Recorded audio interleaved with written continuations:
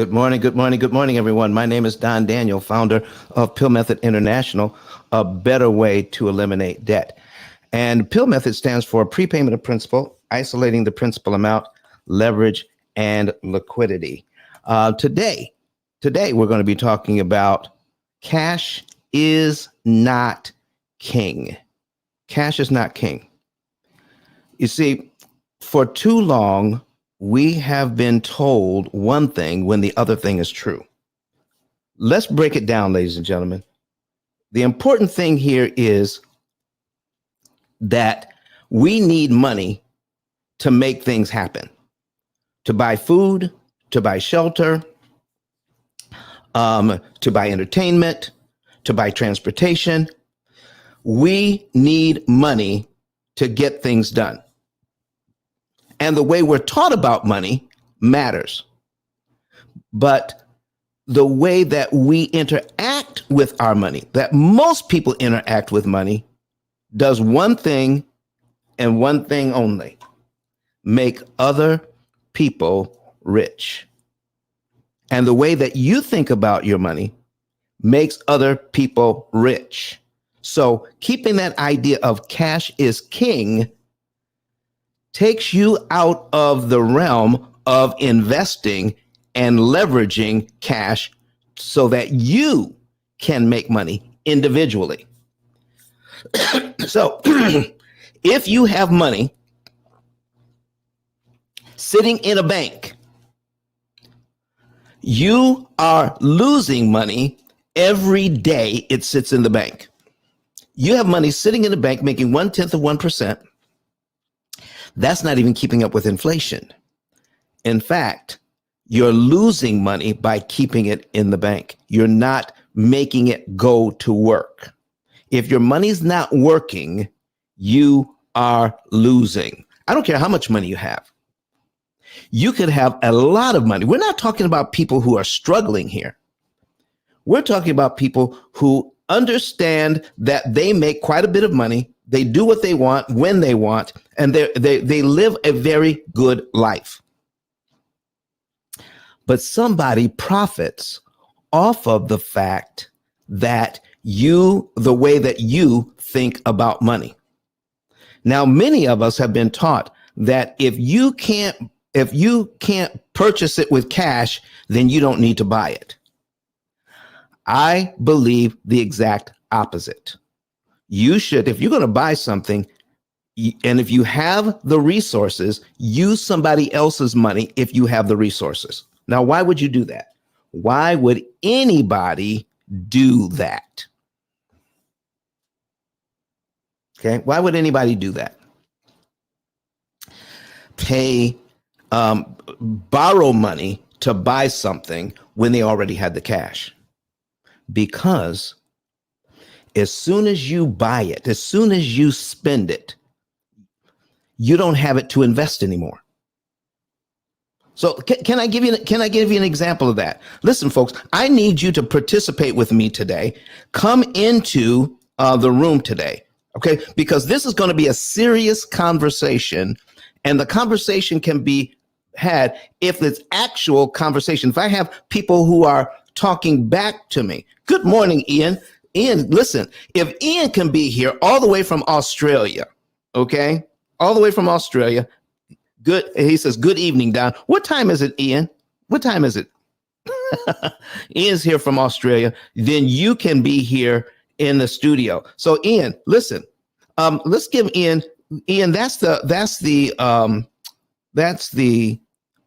you see, it's 10 p.m.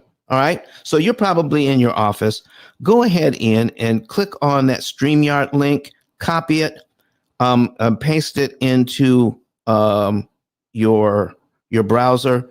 Come into the studio with me. All right. We haven't had a chance to talk in a good long while.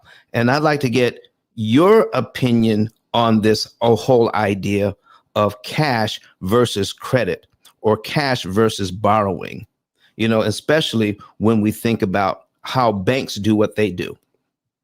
Okay.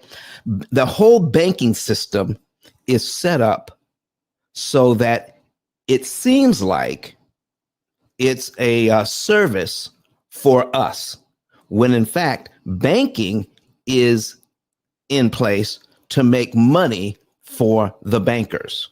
So if you think about, let's break it all the way down. If you believe that cash is king, where are you keeping your cash? In a shoebox? Under your mattress? Are you digging a hole in the backyard? What are you doing with your cash? What we're taught is the responsible thing to do is to take cash and put it in your bank. When you take cash and put it in your bank, then the bank, through fractional reserve lending, can lend out 8-to-1, 9-to-1, sometimes even 10-to-1. Okay. So if you put $10,000 in the bank, they can lend out $100,000. Hey, Ian, how are you doing this morning? This evening for you. Good, thanks. All right. You going to use your camera today? You don't Sadly, it's nighttime, mate. I'm in bed. You don't have to. So, Ian, I'm glad that you're here because, listen, people need to get a different perspective, because most of the people that listen to me or watch me are here in the United States. But tell me, how do you view cash in Australia versus borrowing? Most of the people do what you just said. They use their own cash. They think cash is king without actually leveraging. It's, to me, what you said about borrowing money with a low interest rate or an overall low interest rate. Why would you do that when you can have the cash to do something else with it? Right.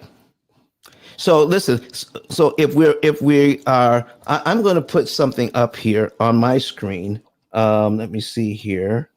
While you're talking, Ian. So Ian, what do you do for a living, just to give people some idea? Okay. I work in mortgage finance. I'm a mortgage broker. You're a mortgage broker. Okay. Yep. So you deal with money all the time. Yep. Every day. Okay. So you get to see some things. Yes, you do. Okay. Now, have some of your clients, Ian, can I ask you a question? Yep. Do you see some of your clients with a, $10,000, $20,000, $50,000, $100,000 in a savings account at a bank? Due to COVID, probably not as much as what it was pre-COVID, but it's going back that way where people are saving. They're saving for that what if that can happen. Right. We in Australia, and I was just reading a post from some brokers and accountants. We have a system in Australia. I think you've got it there. We have an offset account where basically the money sits in an account. You don't get taxed on the interest because it is negating the interest on your home loan. But the money to actually make sense, you've got to have a lot of money in there and constantly sitting in there. Right. Which makes no point. Doesn't make sense. So they're encouraged to keep money in what you call an offset account. Explain to us what that offset account actually does, so the people here in the U.S. can get a sense of that, and we'll talk about it a little bit. So if you've got a $500,000 loan and your loan has this facility called offset account, it's a separate savings account to your loan account. What we do in Australia, apart from people that use your method, but what happens is you're encouraged to put all your money, your wages, your salary into that offset account. It'll sit in that account forever and ever.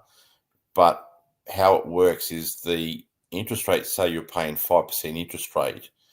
If your loan is 500 and you've got 50,000 sitting in there, you're paying interest on 450. Okay. All right. So, but it doesn't work because not everyone can actually have that amount of money just sitting there doing nothing. Right. It's very rare. Okay. And if they do, And if they do have that kind of money, they feel good about the fact that they're offsetting the interest Yeah. on their mortgage. Yeah. Okay. I think it's the best thing since sliced bread. All right. So now tell me, why would a bank do that? Why would a bank try to make a mortgage cheaper for an individual? Why would a bank do that? Why do they want you to set that money in there so that you can save money on your mortgage? Why would a bank do that? Because they can then re-loan that money out at higher rates, or they can use it for their own benefit. It's not geared to benefit the client or the customer. Oh my gosh. So what you're telling me is that if I have an offset account, I'm going to sit money in this account, and the interest that it makes lowers the amount of interest that I pay on my mortgage. The bank is making a lot more interest than that. Yeah, would do. Oh my That's the gosh. only reason they do it. That's the only reason why so it's not a service to me. No. God, no. Oh my gosh. So it's just one more thing that the bank does to get me to put my money in a situation where it's not doing me the most good. That's the thing. It's not doing you the most good. It will do you good because you're paying a lower rate of interest at the end of the day. But Okay. as you go on about the opportunity cost, that's the principle that most of us don't know about and don't understand how it can actually benefit someone. Okay. I got Ken Russell on here too. Ken, is this the Ken Russell from Canada? Listen, we're going to get international today. Is that the Ken Russell from Canada? If it is, say so, because he's in finances as well. And you can come into, let's put that, see if you get that link. Okay, Ken, if you can get that link and come into StreamYard as well, we're going to get we're going to have the US. We've got Australia in the house, and we can have somebody who is in finance in Canada as well. So listen, we're going to have an international show for real today if you can come on in. So that would be great, Ken, if you can come in and give a perspective. And you had a question about fractional reserve lending. So let me go ahead and get that ready. Fractional reserve lending. Okay, fractional reserve banking. So we've got that. Okay. All right. And all right. So we've got that on as well. Okay. So hopefully he can come in as well. But let me, in the meantime, I'm going to share. If you can come in, that would be great. Let me see. Let's present this screen. Share the screen. There we go. All right. All right. Let's see here. Cancel. Let's see. No, I don't want to share that screen. All right. There we are. I want to share this screen.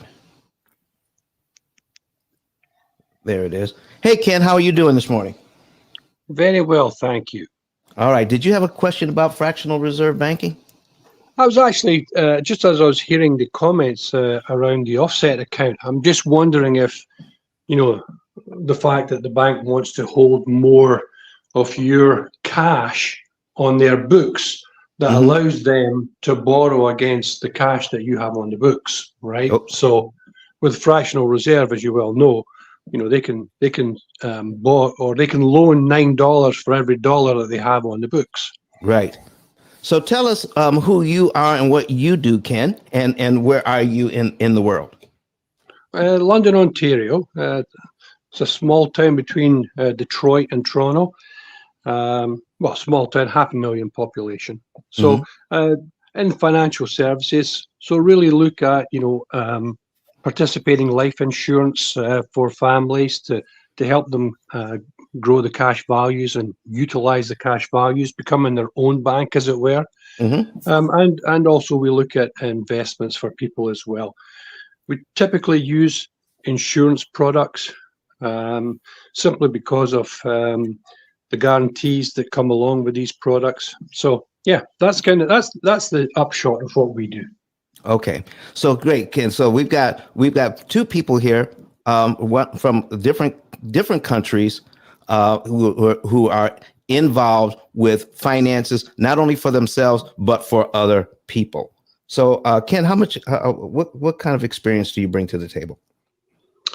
Well, I'm a little older these days, so most of my life was spent in the manufacturing sector as an employee, into management, that kind of thing. But back in 2008, got downsized. I moved into the financial services sector. It's something I had always been interested in, and little did I know what I didn't know. So that has really helped me appreciate and understand our financial system these days, how we are, really at the mercy of the banks. So our mantra here is, rebuilding the middle class, one family at a time, because we're in dark days these days. Listen, I want to get some information from you and Ian about what is it that you see. What are some of the mistakes people are making, Ken, with their cash? What are some of the mistakes they're making, and what could they be? Give them some idea what they could be doing with that cash. Well, first and foremost, not many people have a lot of cash. In Canada, anyway, the middle class, house prices have went through the roof here. Obviously, the food prices with inflation that's happened with the fact that the Fed and the Canadian central bank has increased rates. People are in a real tough spot. So there's a lot of fear out there with money. Okay, a lot of people are trying to put a little bit by to buy a house, put a little bit by to pay for future education for their kids. So we tend to see a lot of people with a little bit here, a little bit there, small accounts, and they really don't understand. They look at interest rates, they look at the way they've been taught to look at money. They don't look at the way the P.I.L.L method looks at is, what is the cost of borrowing $1,000 in this loan versus that loan. They don't have the math, they don't have the education, so they follow the headlines. Mm-hmm. Yeah. So that when they follow the headlines, so are you saying that that fear is the driver? Yeah, fear, definitely fear is the driver. And not taking the time out to do some regular math and saying, what is the best thing? What's the best thing I can do with the money that I have, that I'm making right now? I think that's true. I think also part of the fear and not doing the math, part of the fear is that who do you trust?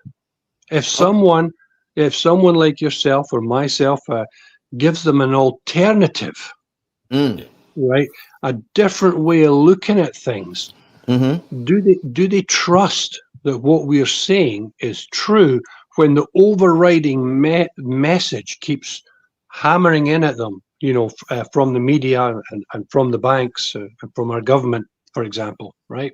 Okay. So definitely, as you're looking at their opportunity costs, these are foreign terms to people, Okay.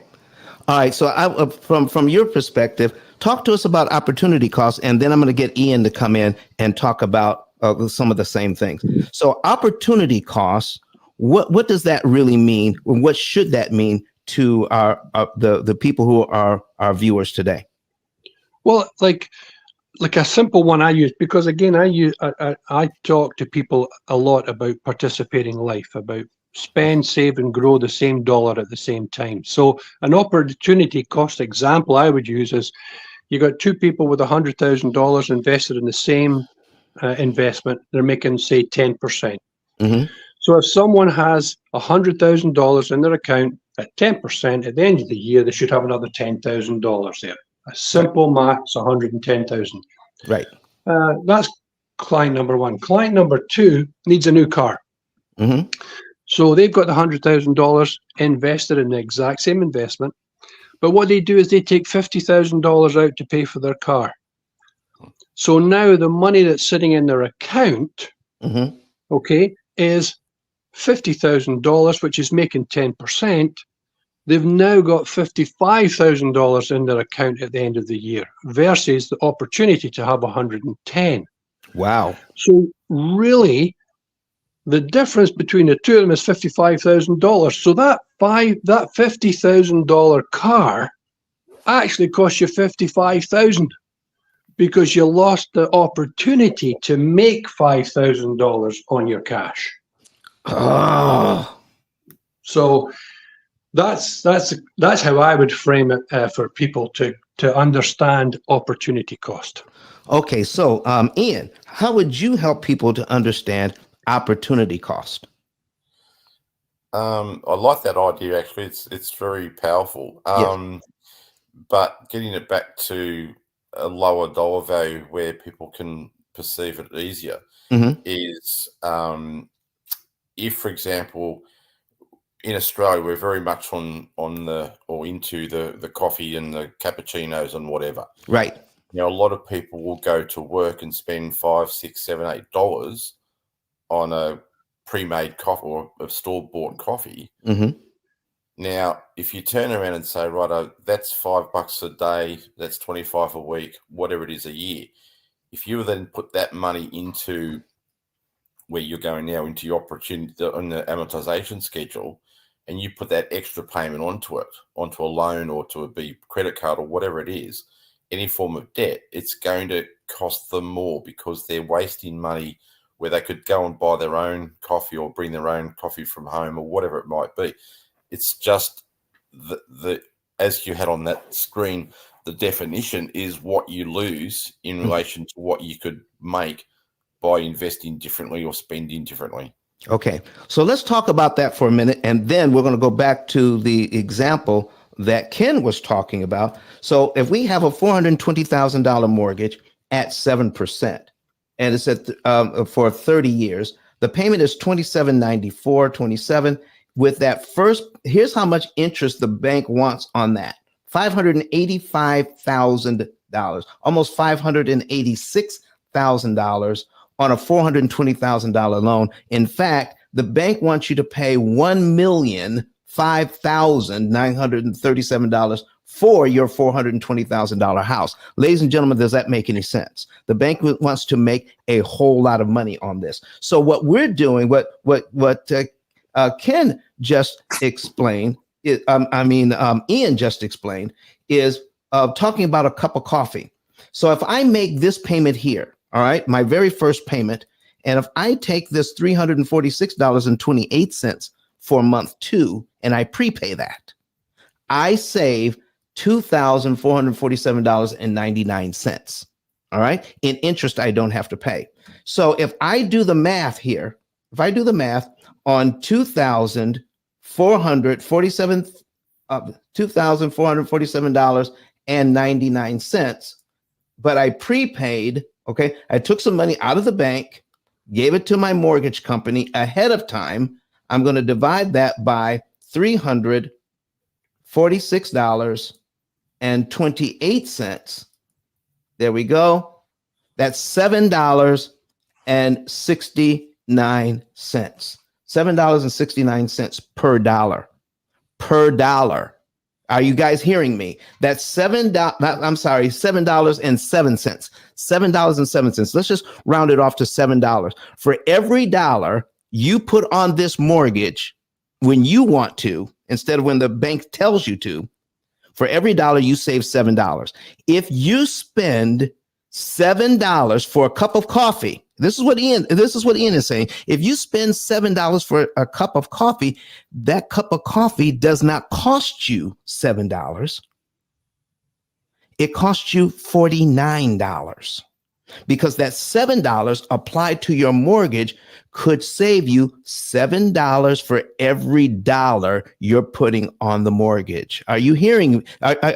Is that what you're saying, Ian? Do I have it about right? Yeah. Okay. So that cup of coffee is a $49 cup of coffee when you take a look at how much interest you're actually paying. We don't have a good view of cash. So let's go back to Ken here. So Ken, I've got $100,000. Okay.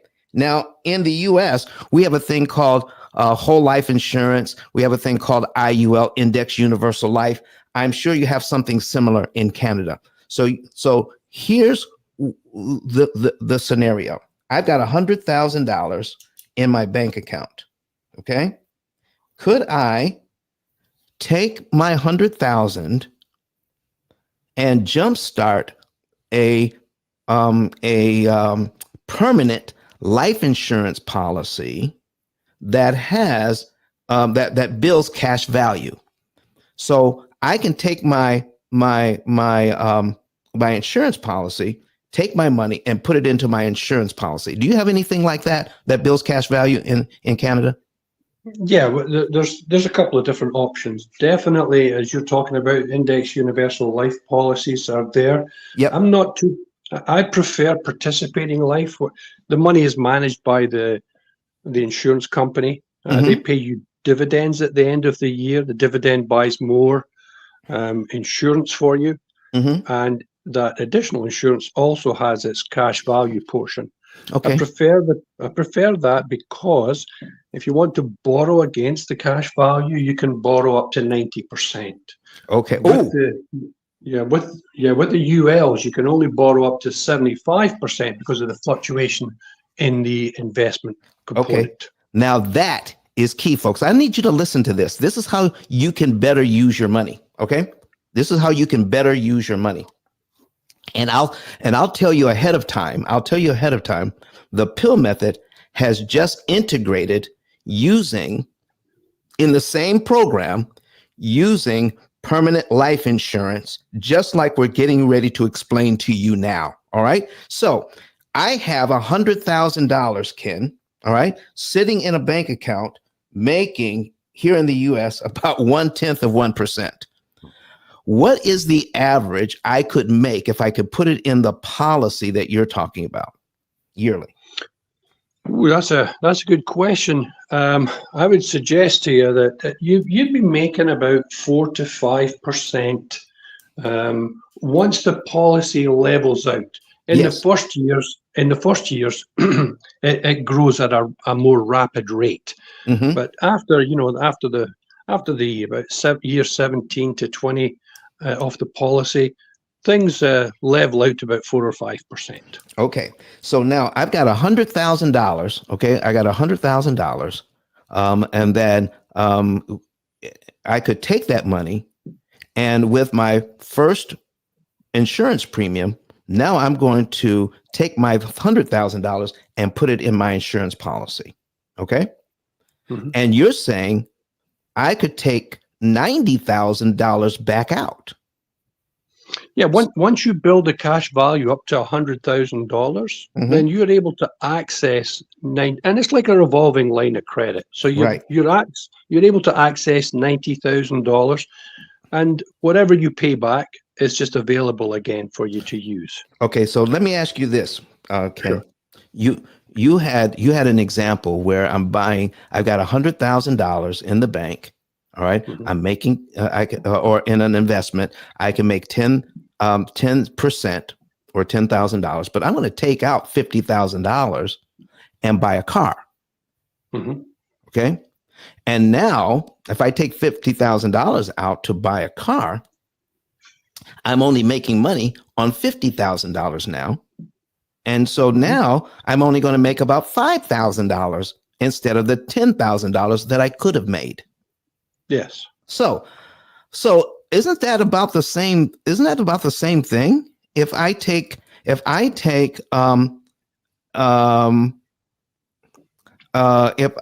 you want, let me see here. If I take $90,000 out of my insurance policy, am I only making interest on $10,000 now? No, the beauty about the participating we call it participating life, right? Right. because it participates in the dividends of the company. That's why it's called participating. The actual size and amount of the dividend is based on the death benefit and not the cash value.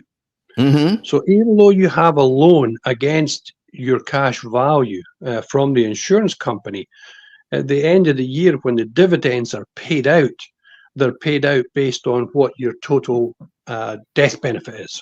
So you continue to get the growth in your account, even although you're using the money in the form of a loan for whatever purpose. Okay, so let me see if I've got this right, and so we can explain it to our people how they can use their cash. Sure. I got $100,000. I'm going to put it into my. I'm going to put it into. I'm going to put it into my insurance policy. So now I'm going to instantly get to the point where I've got $100,000 cash value because I'm going to put it in as cash value. All right. I'm going to overpay it. Sure. Can I? Okay. So now, but if I take $90,000 out to invest someplace else, am I taking my money out or am I borrowing the insurance company's money? Yeah. In reality, the insurance company will give you a loan and use based on your cash value. So yeah, they'll give you a loan out of their general funds. Not, it's not coming out of your actual policy. It's a loan against the collateral of the cash value. Okay. Yeah. Now I think I've got this now. So this is going to be important, ladies and gentlemen. So I can take out, let's do the car example again. All right. I'm going to take out $50,000 out of my insurance policy, and I'm going to buy my car with that. But what I'm hearing you say is that my $100,000 that I have, my cash value of $100,000 is not affected. I still have $100,000 making money in my insurance policy, even though I took $50,000 out to buy a car. Yeah, and we're talking about the cash value here, Don. I just want to make it clear that again, the money that you're making on your insurance policy is based on the death benefit, not the cash value. And normally the death benefit is a lot higher than the cash value. Okay, so indeed, yeah, you get a loan out of the general funds from the insurance company, and it does not impact the growth of your insurance policy. So that's right. So my $100,000 that I have in is not impacted. Correct. Okay. So now in the US, we do that a little differently. And this is how our program works. So folks, here's what we're talking about. You can put in a certain amount of money, build up that cash value. And when you borrow that money, you're not affecting the money that you have in the policy making interest, which could be on, let's say it's because of how finances fluctuate. Let's say you're making between 6 and 10% on average. That money is making money. When you borrow money against that, all right, you're using that as collateral. So then you still have $100,000 in your policy working. That is huge. Instead of just putting your money in the bank. If you put your money in the bank and you take out 50,000 of your 100,000, you have reduced your principal by 50,000. Therefore, you are making less money on your money. When you put it in a cash value life insurance policy, then your $100,000 continues to work and make dividends. This is huge. While you're taking money out to not only you can purchase a car with it, and even better, you can invest that money so that you can, let's say you want to put it in an investment. Okay, let's say you want to buy a rental property. Let's say you want to invest it in a business. And this is how you use cash, ladies and gentlemen. Your cash should be making babies. Cash is not king. You shouldn't be looking to be satisfied with looking at your cash in the bank. It should be making money. Do I have that right? Do I have that right, Ken? Yes, I concur with everything you've said there. These are the things that we try to teach people on how to properly store their cash inside life insurance. Okay, so here's what I do, ladies and gentlemen. Here's what I do. I don't use cash to buy things. And I'm going to compare me with a bank. Okay? Banks don't use their money to invest. They don't use their money. Banks use our money. Okay? It's called leverage. And here's how you leverage something.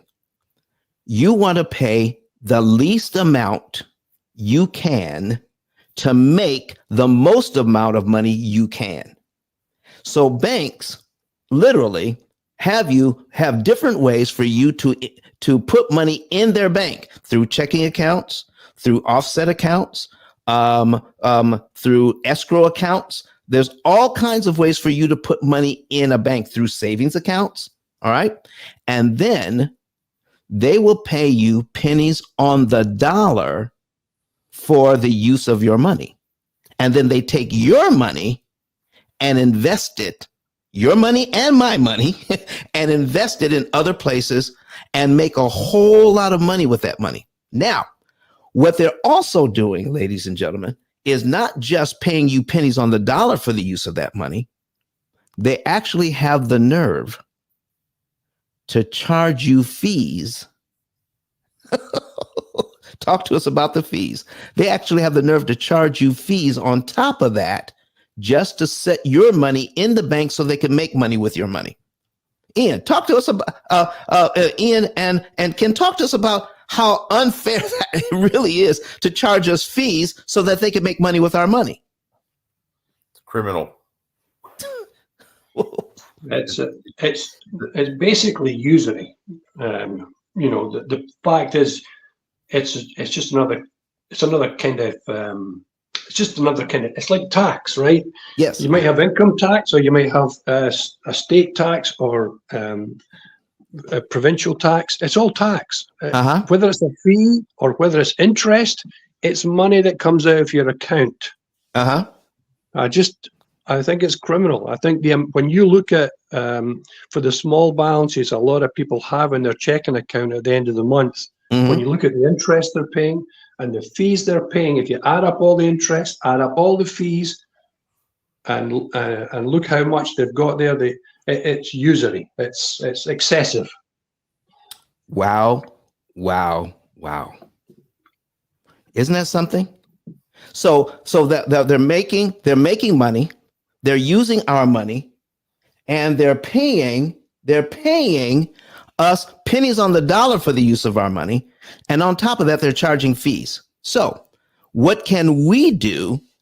Can we still use banks, but make it beneficial for us? How do we use banks to our benefit? And once we know how the game is played. Okay. Ken, Ian, do you have a way that we can continue to use banks, but make it so that we can benefit?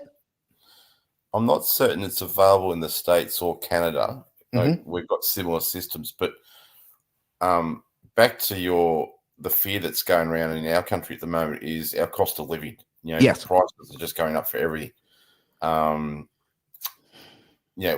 was we call it crumpets in Australia. They're a breakfast, they're like a toasted bun sort of thing.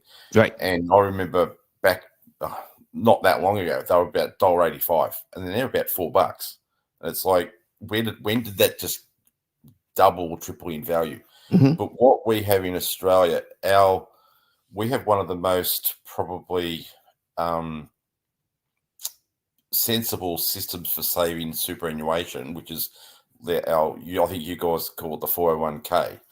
Now, what we can do in Australia at the moment until the legislation changes, is we can actually put our super into there, which is instead of going into the life insurance companies, which pay a very small return on that money, we can actually use those funds to borrow for investment properties, which then means, as you say, you're leveraging the dollars in your account. We can actually now go to 90% borrowing. There is an insurance premium, but at the end of the day, the insurance is insignificant when you work out what the gain on the property value is going to be. So I've got a client who he's new to Australia. He's from Germany. He's got about 450,000 collectively in his own super. We set up what we call a self-managed super fund, which basically it's managed by the members of the fund. It's all audited and all that sort of thing. But he has a property worth 1.8 million in Australian dollars.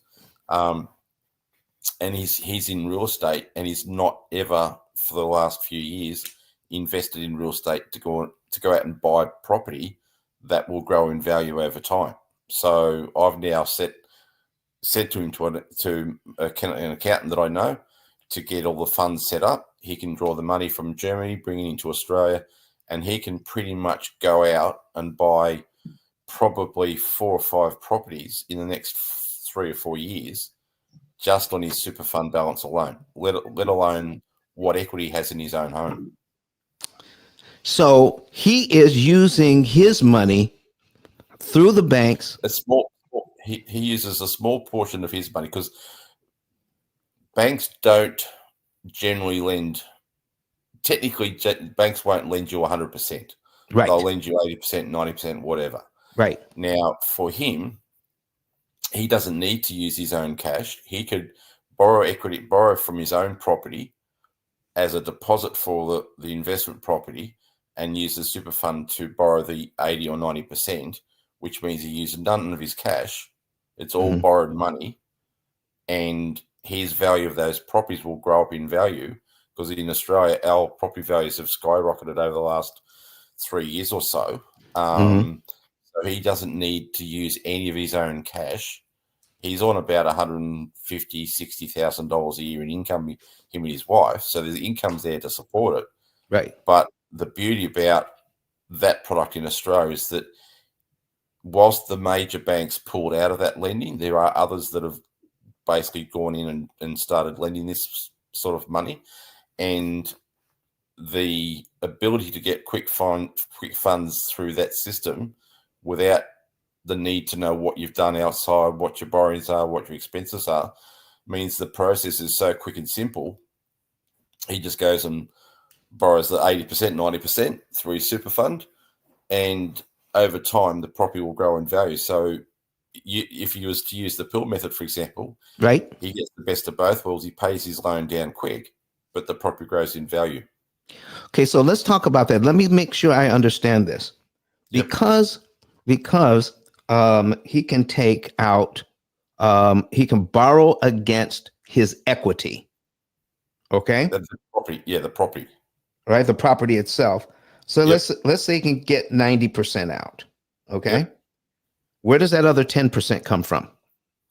It'll either be his savings or his own cash value in his super fund. Okay.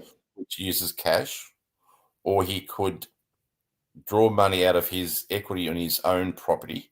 So not you cash, he just goes to the bank and borrows the 10% plus the cost to buy the property.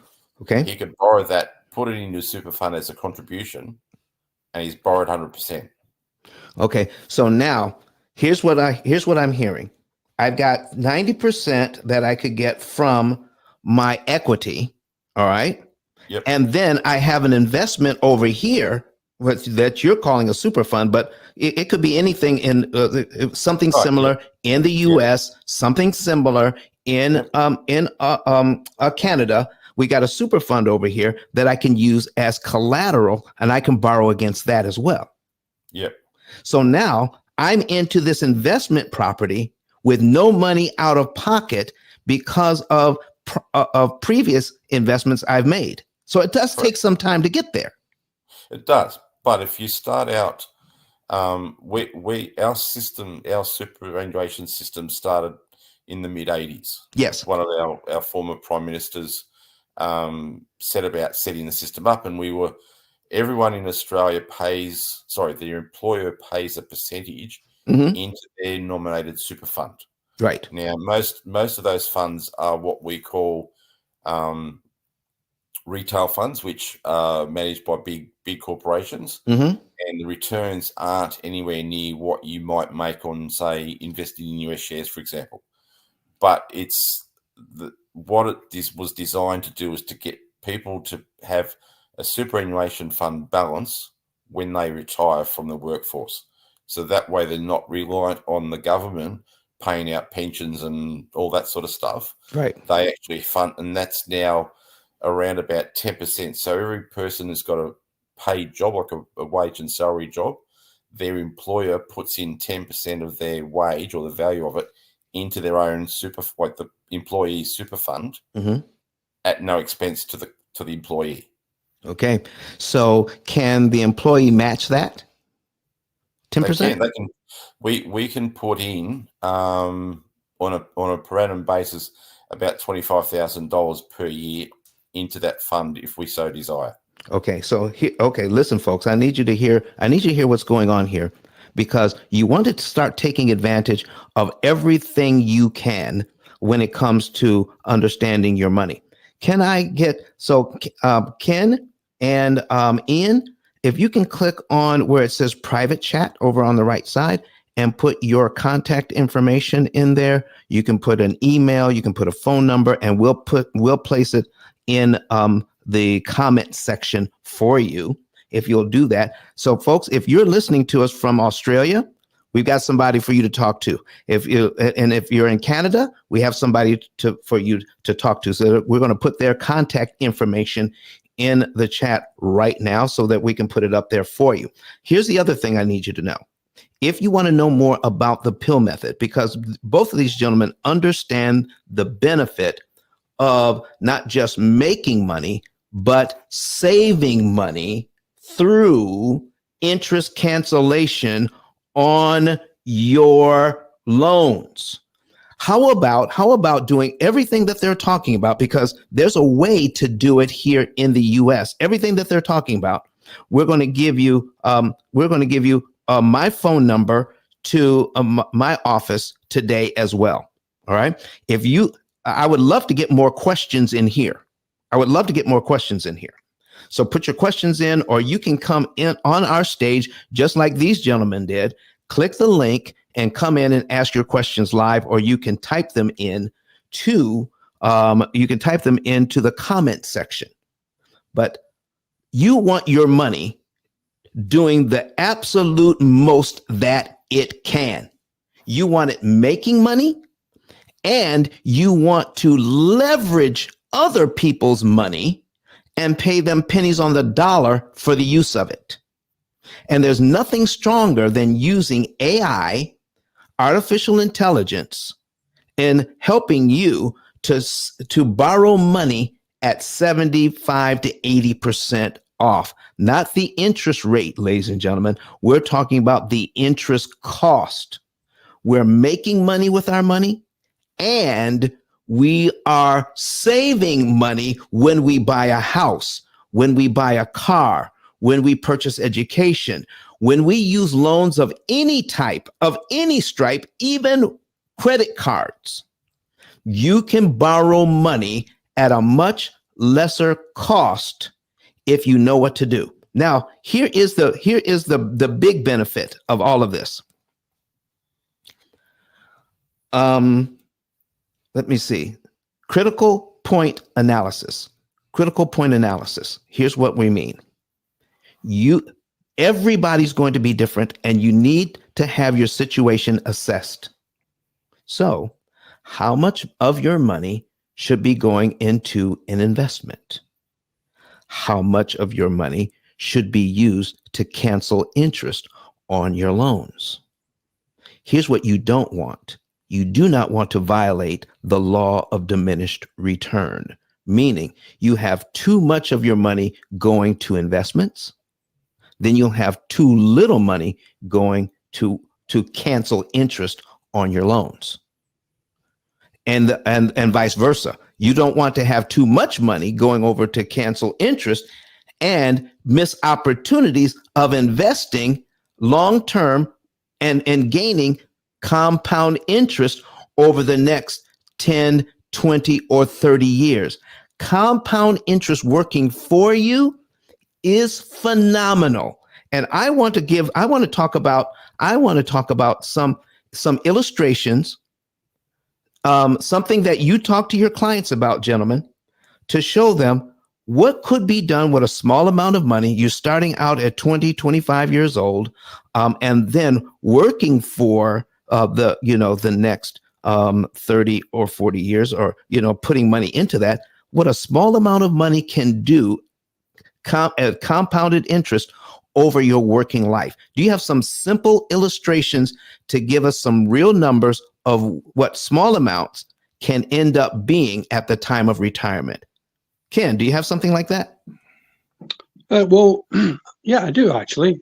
We have a wealth plan for children that we show to parents and grandparents. Mm-hmm. So a simple little example, I had a 4-year-old boy, Yep. $200 a month. That's $2,400 a year. If you pay annually, you can get about 6 or 7% off of that, but $200 a month. By the time this 4-year-old gets to the age 65, they have well over $1 million in cash value. Wait a minute, Ken. Wait a minute. $200 a month at 6% doesn't seem like very much. No, I'm sorry. If I say 6% there, I meant that if you pay the premiums, if you contribute annually, yes, you can save the modal, which is about 6 or 7%. So, wow. Right. So what I tell people is pay $200 a month. Okay. Mm-hmm. But then once your cash value gets over $2,400, right, then what you do is you borrow the annual premiums, which would be 6% less than $2,400, and then you just pay the loan back, right? So again, it's just a little savings. Okay. But the key is when someone puts in the $200 a month for their children or grandchildren with a small amount of money over a long period of time, you're able to grow a lot of money in a fund, right? Isn't that amazing? Isn't that amazing? 6%, $200 a month, a small amount of money. Okay. Talk to us about when you put that $200 in a month, does it get easier to pay the $200 the longer you do it? Yeah, that one of the fears that I have for clients, and I tell them this, is we build it in such a way that you can double the contribution, because as we see inflation taking off, mm-hmm. That $200 now really becomes worth less. As Ian gave the example of the coffee, right? You buy a Starbucks coffee here at $7 or $8. Mm-hmm. When I first came to Canada, you could get a coffee for like a quarter. Right? So, and our big brand here is Tim Hortons. So it's now like $1.50 or something for a small coffee, when it used to be a quarter. So you have to keep up, right? You just cannot limit yourself to $200. You have to be able to put more in as circumstances change. Right. Okay. But this child, 4-year-old, now hits 65. They've got over $1 million in their fund. They mm-hmm. are able to take out about $38,000 a year, right? Tax free, because mm-hmm. they get a loan from the bank. They use the value of the cash value of the life insurance as collateral. Right. So now they're able to capitalize the interest on this. They don't have to pay it back. So for about 20 years, they're able to take out about $38,000 and still have a $1 million death benefit at the end of it. Wow.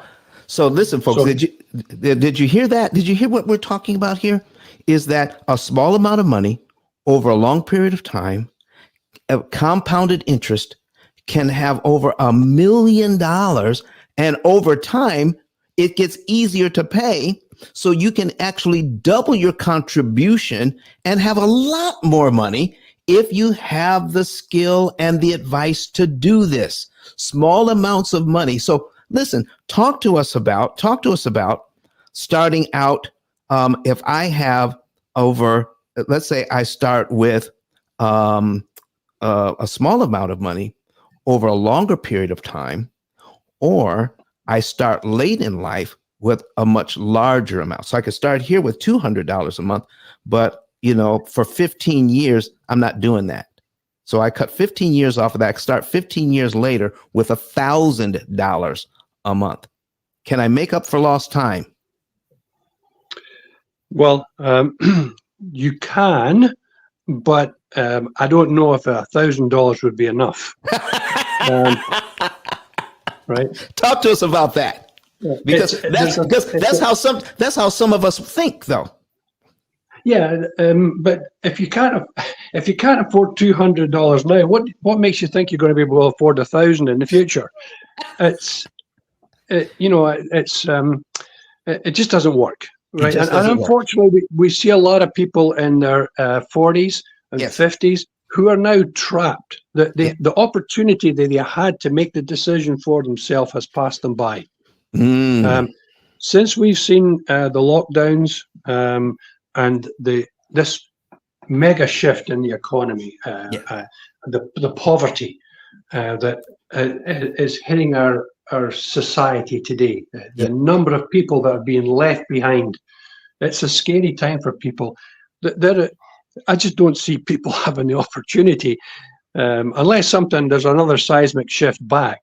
I just don't see anybody at 40-year-old having $1,000 or $1,500 a month to start a plan like this, right? To make up for lost time, you're saying they would have to put in a lot more money if they start 15 or 20 years late. There's two things. They got to put more money in, and they got to increase their risk. Increase risk. Okay. Yeah. So to make more interest faster, there's a greater risk of losing your principal or the amount of the money that you're investing. Exactly. Wow. Absolutely. A lot of what we see movements in the market, it really is. People build things up. All these recessions it has, people build up their money year after year, 2008, 2015. We seem to build it up, and then the banks, the people who know what they're doing, come in and just rake the profits off the top, and everybody's back down trying to start again. It's a sad cycle that we're in. So, ladies and gentlemen, here before we get back to Ian here, so I want you to think about this. I want you to think about what we're talking about here. If you have the cash now, put it to work.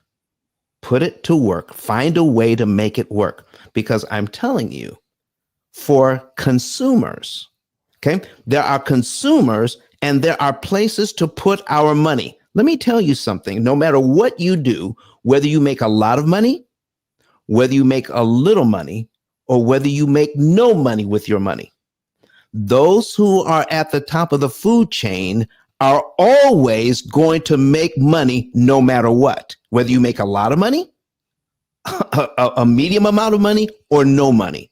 The people at the top of the food chain are still going to make money.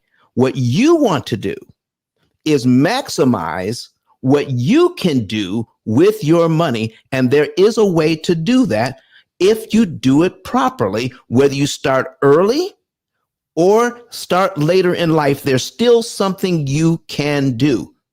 But if you have the ability, don't put it off. Start your fund, whatever it is you're doing, start it today.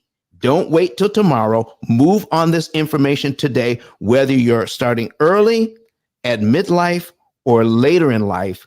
Starting today is better than doing nothing. Let's go. We're going to hear from Dr. Eric Thomas right now, talking about the P.I.L.L method and what he did for his wife. Even though he's a high income earner, Let's talk about somebody who is confident in their ability to make money, living with somebody who is more concerned about security. Let's hear about it. Listen to me, y'all. But one of his mentees took us through one of their programs, and I paid off my mortgage. But guess what happened? My marriage went to a whole nother level. And you know why? Because my wife is a security freak. And even when I blew up, my wife would be like, oh, you blew up, but how long is you gonna keep making this kind of money? I was like, I don't know, forever. She's like, you sure? Because I'm gonna keep my license as a nurse just in case you don't. So when I paid the house off, my boy was like, you ain't gotta do that, you can do this. But when I paid the house off using that program, it took the stress level all the way down from my wife because we no longer had a mortgage. Does that make sense? That thing that was coming every month, that was getting on her nerves, we didn't have that no more. And so she was at rest.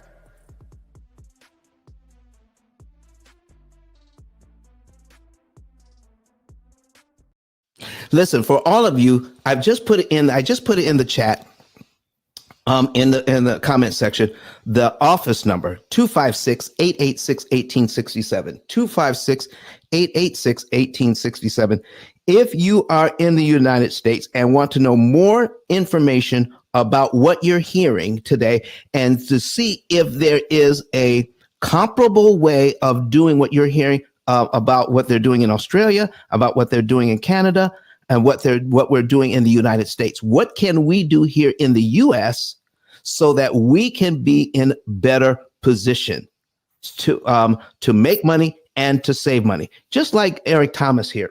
Okay, he went to, so we're talking about going to ice10k.com, ice10k.com. All right, and then you'll see his picture here. Scroll down underneath his picture and click on Get a Savings and Earnings Report. If you are about to get a mortgage or you already have a mortgage, there is money in your mortgage, in your loans that you don't know about that you can recover. Right now, the way that loans are set up, they are set up so that you can pay them back in the most inefficient way possible. One more time, the most inefficient way possible. In other words, you're going to pay way more interest than you need to because we are unaware of how that works. So if you have a house, if you have a car, if you have student loans, if you have credit cards, there's money that you can recover from those loans that you can invest. Okay. If you have cash in the bank, there are ways that you can use that cash and make it do double duty. We're talking about putting your cash to work and borrowing it at the same time to invest someplace else. What? Yes. In the P.I.L.L method now, we have what's called P.I.L.L method Pro. P.I.L.L method Pro, that you have, if you have some cash built up, if you have 401ks, let's say you had several different jobs.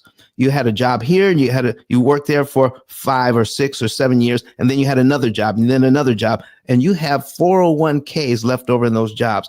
Do you know that that can be converted to cash in a way that you don't have to pay the 10% penalty? And we can show you how you can use that cash in the P.I.L.L method system now so that you can pay a lot less interest, and that cash still makes money for you. If you want to know more about that, give us a call. If you want to know how to use your money so that you can cut your interest cost by 75%, take that money that you didn't pay in interest and then invest that money also so that you can have $1 million or $2 at the end of your work, when you're through working, and go into retirement with even more money, with a paid off house, and then learn how to leverage those funds. It's going to be a magical time for you, because here's what's good about what we're talking about today, ladies and gentlemen, and using your cash wisely. you can live well while you're building up your cash, while you're building up your, building up your net worth, while building up your net worth so that you will not outlive your money, but along the way, you can live well while you're doing it. You don't have to impact your standard of living so that you can grow your net worth exponentially. You don't have to choose either or. You can do both. And what you want to do is get a free savings and earnings report today. Find out how much interest you could save on your loans, and then take that money that you didn't pay in interest and see how you can invest that so that you can make more money. Call us at our office today, 256-886-1867, and or get a free savings report. Fill out the savings report today and get started on that, ladies and gentlemen. So listen, fellas, I appreciate Ken being here today. I appreciate Ian being here today and talking about how we can help your clients and our clients understand money from the basics. Let's now talk about just everyday living and managing our expenses. Is that important to this whole process, how we manage our day-to-day living? Talk to us about that. Ken, you can go first. Yeah, sure. I'm associated with the ICCA, which is the Institute of Certified Cash Flow Advisors. So one of the things that we try to do is do a discovery plan to free up some wasted money, kind of like what Ian was talking about with coffees and all that kind of stuff.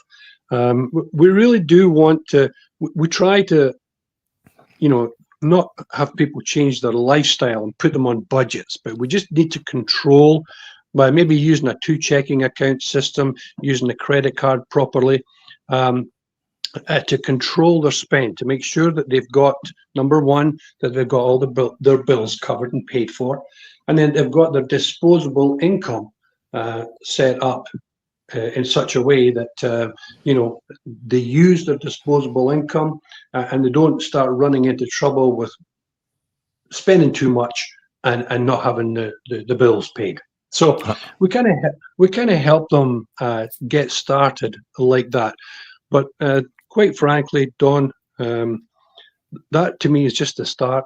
I think the education portion that you're talking about, the P.I.L.L method, really important. Using life insurance as a storehouse for your money is a good thing. It can be passed on to the next generation, intergenerational wealth. There's a lot of components, but stepping through it, controlling their cash flow to start with. Number 2, coming into the P.I.L.L method, where you can reduce your income expenses, to me are the foundation of changing people's lives around.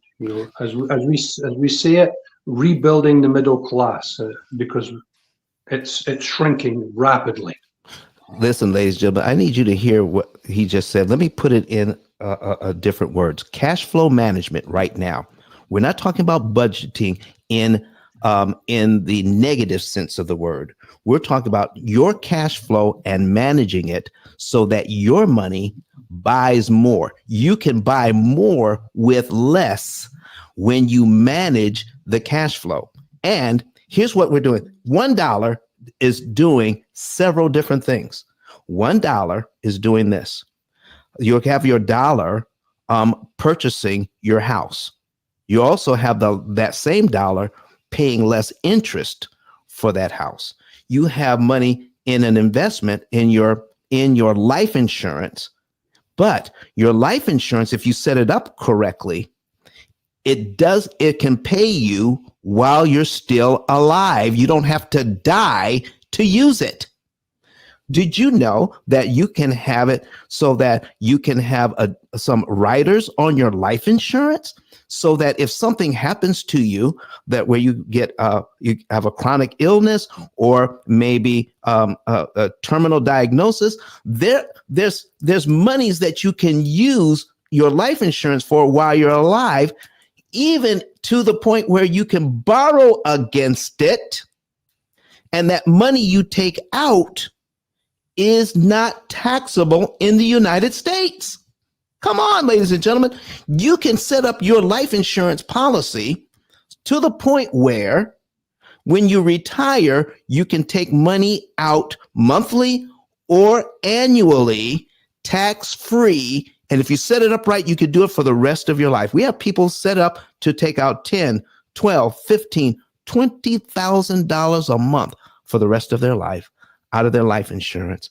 And they still have a decent death benefit to pass on to their heirs. Get this, tax free. What?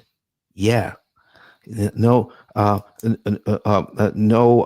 no death tax on life insurance. Okay, the people that get that money from your after you pass, they don't have to pay taxes on it if you do it right. There are so many things we could do. This $1, your dollars can do several different things, not just one thing, but several different things at the same time while you're making money and saving money, ladies and gentlemen. So, Ian, talk to us about cash management. What are you doing with your clients and helping them to manage their cash flow, manage what they're making and what they're spending, so that they can do more with less? I guess the best thing that's come out of the last few years with our banking system is when clients go to borrow for their home, the banks now want to set. The banks know this information. If they go to the same bank that their savings accounts are held, the banks know what they spend their money on, and it's pretty much these days. If I write a loan for someone, I've actually got to interrogate their accounts, which I can do with software from a separate company, and it will analyze what they've spent in different categories. But that wasn't around 3 years ago or 4 years ago, but it's becoming more and more. Well, it's becoming policy. Pardon me, where the banks will actually sit down and they'll analyze. They've got software that does this. So where we used to be able to just get away with spending what we want, if you want to borrow for any reason in Australia, you've got to have that information at hand. They've got to give it to us. We then analyze it and we send it to the bank saying their expenditures are X. So in a way, they're actually being monitored without them actually really knowing about it. But I too have another program that I've used for a number of years over here, and it's a similar thing. And budget is a bad word because budgets never work, basically. But if you use it so that the client will learn from what they spend and spend better and then invest at the same time, overall that person will be way better off than someone who doesn't do it. Wow. Ladies and gentlemen, listen, I got a little secret to tell you all. The P.I.L.L method came about, this whole idea of the offset mortgage and everything started in Australia years ago. So this is it's amazing. Started in Australia. Then a guy named Richard Branson picked it up and did something similar in the UK. And then from the UK went over to Canada. And then in the US, we plugged a computer system into those ideas so that we can mesh the best of all of those ideas into one idea. Saving money in interest. Okay. So like I have on the screen here, this particular couple is going to save $142,000 in interest that they don't have to pay. They're going to be out of debt in 7.2 years if that's what they want to do. All right. with everything that they owe. Not only that, but we can plug an insurance policy, and that is a permanent life insurance policy into this program now. It's called P.I.L.L Method Pro, where you can actually use your life insurance to help pay off your debt, but you don't have to reduce your cash benefit. So if you have built up cash in your policy that's making money, you can borrow against that cash and not reduce the cash benefit that you have in here that's making money. You can borrow against it to help pay down the debt. And guess what? You don't have to pay it back. And your life insurance company cannot deny you a loan even if you're not working. They have to give you the loan. It's written into the policy whether you're working or not, and you can choose to pay it back or not. There are so many different things that the P.I.L.L method can do now. We're taking these ideas from Canada, from Australia, from the UK, bringing it to the US and putting it all into one artificially intelligent system that guarantees that you will pay the least amount of interest on your loan and help you to discover what is the right amount of money to put into your investments.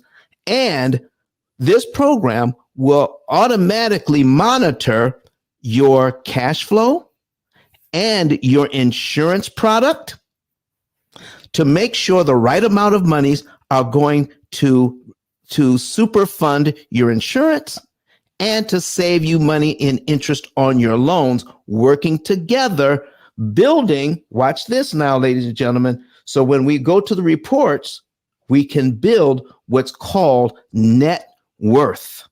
Net worth. All right. And you can take a look at interest wealth accumulation over the years, where most people would be out of debt here on this particular loan. In 2074, they're just now getting out of debt if they can in 2074. But in this scenario, using the system correctly, they could have an extra $2.4 million using the money no longer going to debt. Ladies and gentlemen, we have the best of all of these worlds. Australia, Canada, the UK, and the US coming together with an AI system that does all of this from P.I.L.L Method International. Folks, if you don't get your savings and earnings report today, I don't know what else to tell you. Okay, listening to these gentlemen, I want to thank them in our final minutes here. I want to give them opportunity to give us a final word. We're going to start with Ian. Give us a final word, Ian, about what your clients can do, what you're doing for your clients, and how they can contact you. We have your contact information. Ian, talk to us in our final minutes of the show today. Hopefully this will be before my battery dies. Essentially, I think the one word that I do or use is education, because sadly, as you're aware, and it happens pretty much globally, we don't get taught. We get taught one and one's two, but we don't get taught the rules side of mathematics, and these two principles, compound interest and opportunity cost.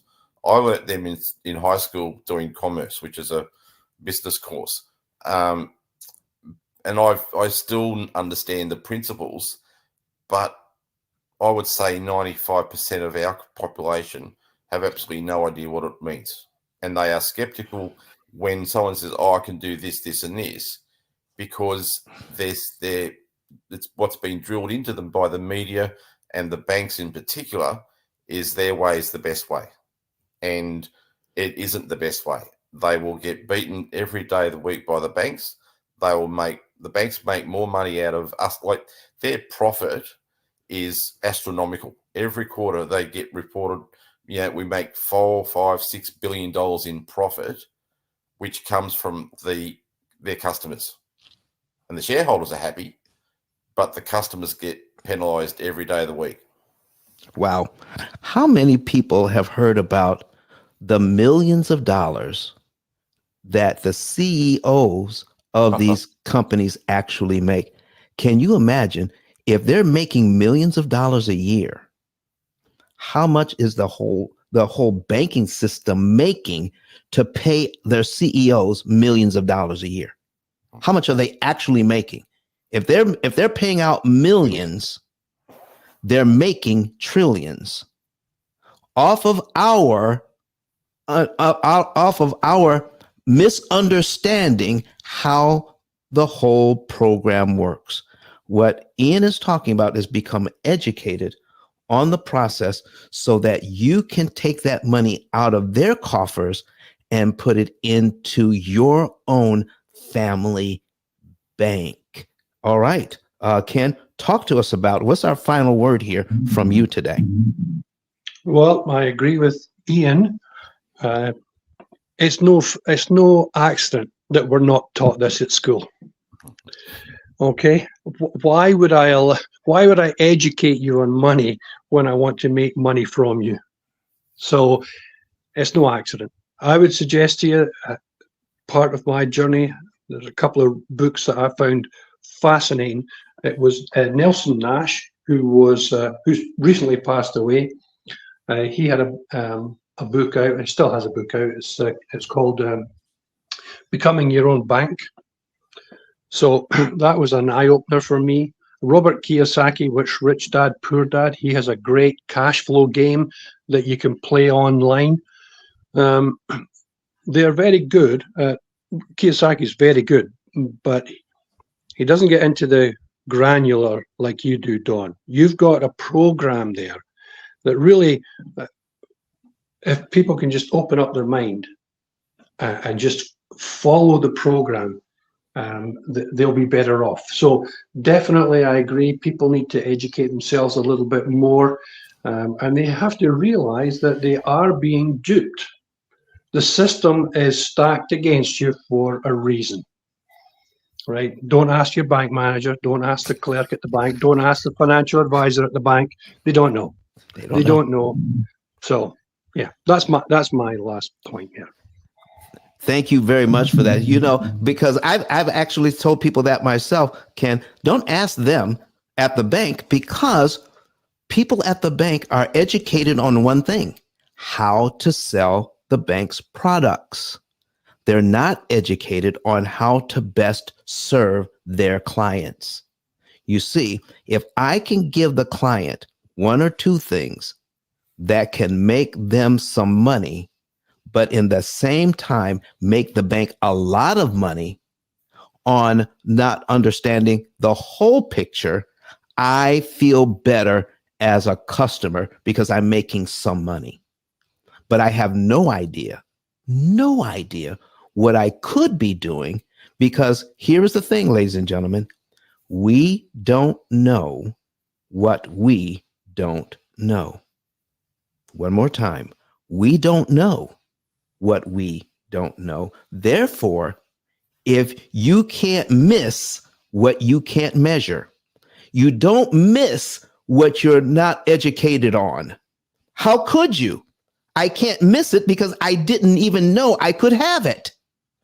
We are here for this particular reason. You need to know what you could be doing with your cash, instead of being told cash is king so other people can make money. That's it. You're told cash is king so other people can make money. We're telling you that cash is not king. Cash flow is king. How much money is flowing into your own personal private bank? Did you know that a lot of the services that banks offer you, you can become your own bank and do it for yourself and make that money? Oh, yes.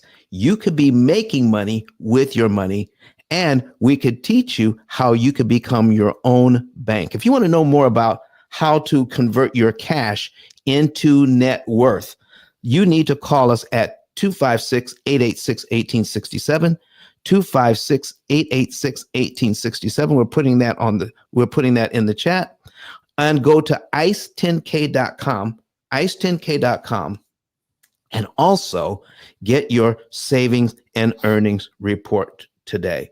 Start teaching your children young. 7th and 8th graders can understand these principles, and one way to do it is my book. My book is the only book on Amazon that even begins to teach how an amortization schedule actually works, how banks make their money through interest in a way that we were not taught while we were in school, and how you can use that money, leverage it through the P.I.L.L method opportunity cost calculator to turn it into millions by the time they're ready to retire. Even if you've started late, your children and your grandchildren and your nieces and nephews can do a lot better in life, just starting to teach them the principles from this book and using the magic of AI to help you to manage your finances. Ladies and gentlemen, I want to thank you for being here today. Don't forget about it. We're going to be back here on Sunday. On Sunday, what are we talking about on Sunday? You are going to love it. You're going to love it. Velocity banking gone wrong. Velocity banking gone wrong. I'm going to show you some instances where velocity banking doesn't do you any favors. People ask me all the time, Don, is the P.I.L.L method like velocity banking? And I have to tell them, absolutely not. Velocity banking gets more people in trouble than it helps. One more time. Velocity banking gets more people into trouble than it helps. If you want to know more about how that works versus the P.I.L.L method, you want to be here at 9:30 a.m. Eastern Time or 8:30 a.m. Central Time, where we talk about this Sunday about velocity banking gone wrong. I want to thank Ken Russell. I want to thank Ian Pedley, coming from all over the world today, folks, to talk with you about finances, about how we are taught that cash is king, when in reality, you want to know how to develop cash flow several different ways. We'll see you on Sunday, everybody. And happy Sabbath to everyone here. Don't call me tomorrow because I will be in church. So listen, we'll see you back here on Sunday, everybody. See you later. Bye-bye.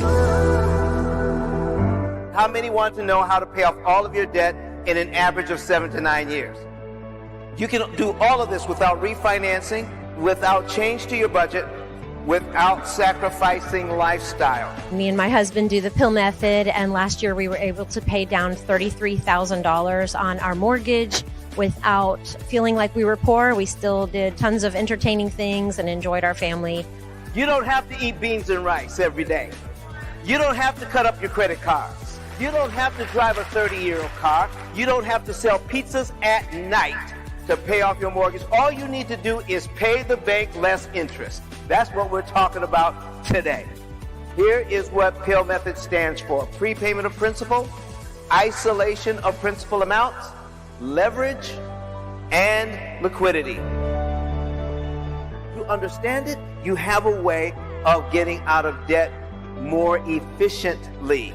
The interest rate you're quoted is not the interest rate you pay. You think you're buying a $500,000 home. The true cost of that home is what? $758,000. Total interest paid as a percentage of principal, 51.777%. That's what's going on with this loan. The ability to read and defeat an amortization schedule is not taught at any level of financial education. I need you to understand the power of a penny. You will not hear what I'm talking about from Dave Ramsey. Do you know why? Because I own the copyright. I literally wrote the book. But Don has some valuable information that can contribute to the quality of a person's life. And it only costs you a few dollars. It's his book. Why not get that? is I'm going to go through the P.I.L.L method myself with some of my investment properties.